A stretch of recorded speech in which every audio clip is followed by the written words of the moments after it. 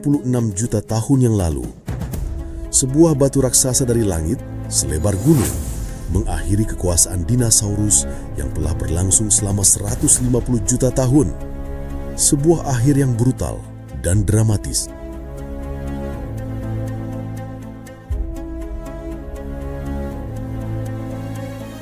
Itu adalah peristiwa yang kita semua kenal. Sebuah kepunahan yang luar biasa. Tapi, bagaimana jika saya katakan itu bukanlah kiamat terburuk yang pernah dialami planet kita? Bagaimana jika kepunahan dinosaurus yang terkenal itu hanyalah sebuah gema dari peristiwa yang jauh-jauh lebih mengerikan? Sebuah kepunahan begitu parah hingga nyaris menghapus konsep kehidupan dari muka bumi.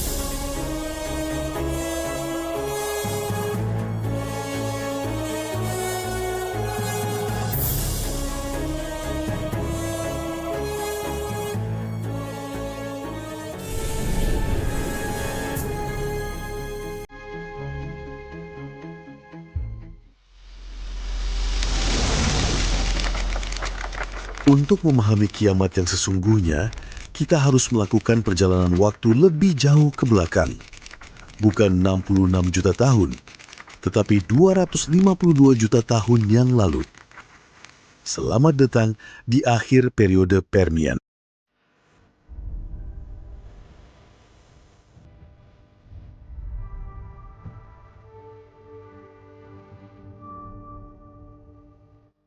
Dunia saat itu tidak bisa lebih asing lagi.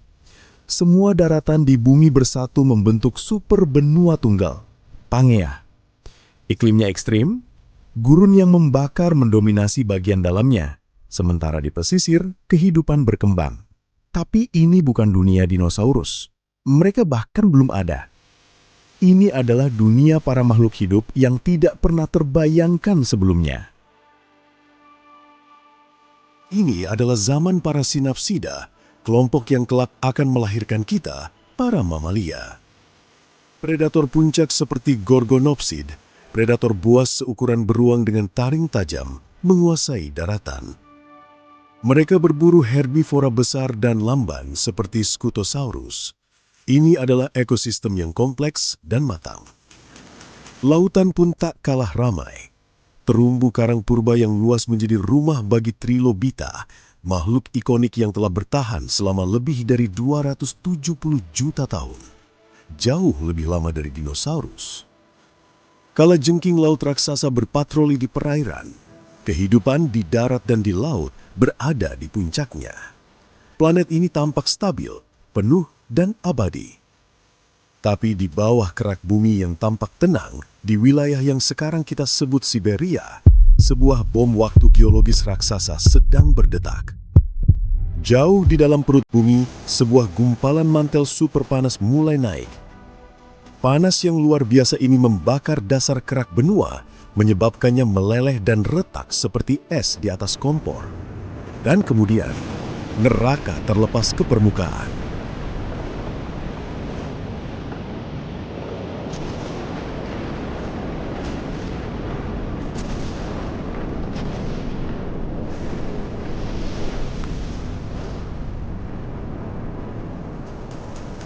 Ini bukanlah letusan gunung berapi seperti yang kita kenal.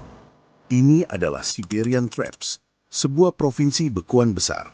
Selama ratusan ribu hingga mungkin 1 juta tahun, lava membanjiri daratan seluas lebih dari 7 juta kilometer persegi. Cukup untuk menutupi seluruh benua Eropa dengan lahar setebal ratusan, bahkan ribuan meter. Ini adalah peristiwa vulkanik terbesar dalam 500 juta tahun terakhir. Tapi, lahar yang membakar hanyalah pembuka dari simfoni kehancuran. Focus. In a place called the Siberian Traps in modern-day Russia. That's where our infamous rocks come in. The result of perhaps the most devastating volcanic event ever. Where over 700,000 cubic miles of lava flowed from the center of the Earth. Enough to fill the Grand Canyon 7 times.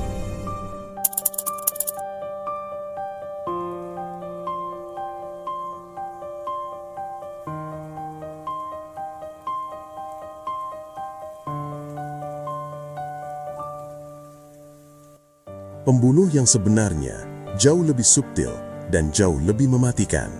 Ada 5 babak dalam kiamat ini. Babak pertama, pemanasan global skala ekstrim. Letusan ini terjadi di area yang kaya akan deposit batu bara dan karbonat. Magma yang membara membakar cadangan bahan bakar fosil purba ini, melepaskan triliunan ton karbon dioksida ke atmosfer dalam waktu singkat. Planet ini mulai demam. Suhu global melonjak 5 hingga 10 derajat Celcius. Babak kedua, hujan asam korosif.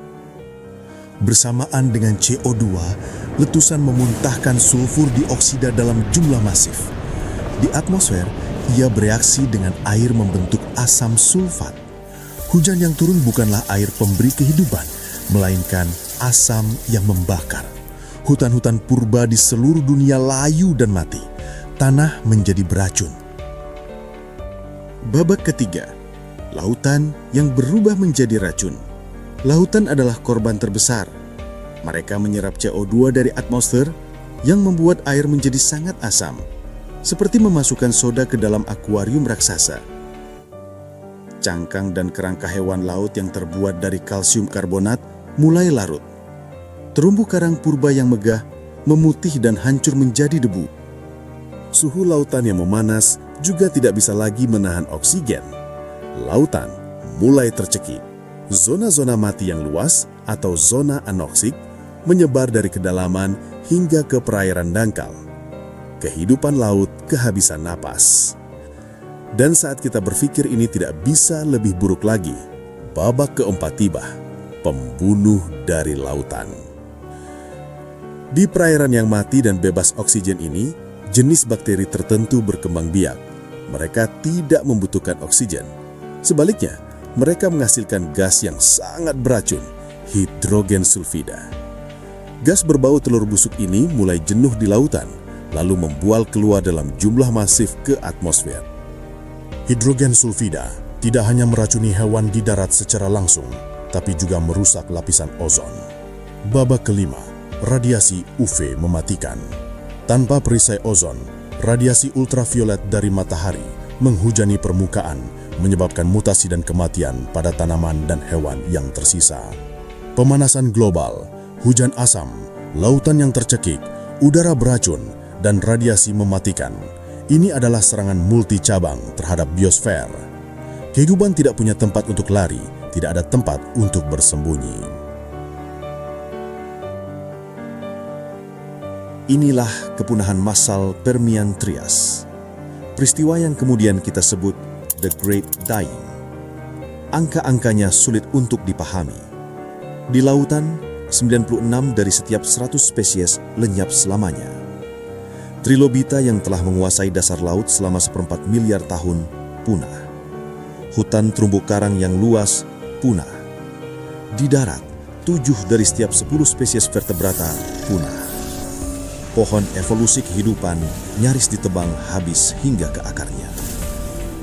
Dunia setelah kiamat adalah tempat yang sunyi. Butuh jutaan tahun bagi ekosistem untuk pulih. Hutan butuh waktu 10 juta tahun untuk tumbuh kembali. Tapi dari kehancuran total inilah sebuah kesempatan muncul. Dalam kekosongan ekologis yang ditinggalkan oleh para raksasa Permian, hanya sedikit yang selamat.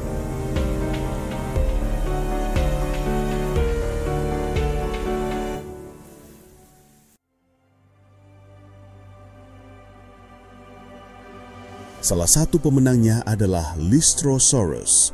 Makhluk ini tidak besar, tidak cepat, tidak pula kuat, tapi ia adalah seorang penyintas ulung. Ia bisa menggali liang untuk berlindung dari iklim yang keras dan mungkin memakan akar-akaran yang tersisa. Untuk sementara waktu, Lystrosaurus menjadi vertebrata paling umum di planet ini, mencakup hingga 90% dari semua komunitas darat. Dan dalam dunia yang dikosongkan inilah, kelompok reptil lain yang sebelumnya terpinggirkan mendapatkan kesempatan mereka. Mereka adalah para Archosaurus. Lebih gesit, lebih efisien dalam bernapas, dan lebih mampu bertahan di dunia yang keras dan rendah oksigen pasca kiamat. Dari garis keturunan inilah, para penguasa planet berikutnya akan bangkit. Tanpa The Great Dying, dunia para sinapsida mungkin akan terus berlanjut. Nenek moyang kita, mamalia, mungkin tidak akan pernah mendapat kesempatan. Dan para dinosaurus mungkin tidak akan pernah ada. Kiamat terbesar dalam sejarah bumi, sebuah tragedi yang tak terbayangkan, secara paradoksal adalah peristiwa penciptaan yang memungkinkan munculnya dunia Mesozoikum yang ikonik. Jadi, lain kali Anda memandang langit dan membayangkan asteroid yang memusnahkan dinosaurus, ingatlah kiamat yang lebih besar ini. Sebuah pengingat akan kekuatan luar biasa yang tersembunyi di dalam planet kita sendiri.